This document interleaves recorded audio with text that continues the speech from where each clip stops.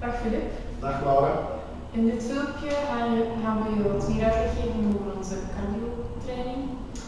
Meestal wordt er op een foute manier getraind. Een cardiotraining is zeer persoonlijk. Ja, dat klopt.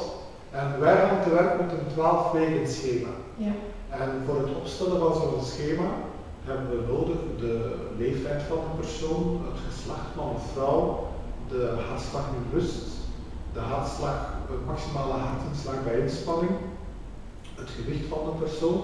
En al die factoren samen gebruiken we om een zeer gepersonaliseerd schema te maken, waarmee de mensen vervolgens zelf aan de slag kunnen. Ja. En het is ook uiterst belangrijk dat je minimum 2 keer per week een spierverstrekkende krachttraining uitoefent. En het schema is heel geduldig opgebouwd. Na 8 weken ga je veel verandering zien aan je lichaam en is het resultaat toch al zeer zichtbaar. Ja, dat klopt. En als je interesse mocht hebben om met zo'n schema te werken, aarzel dan niet om contact met ons op te nemen. Ja, dag. Dag.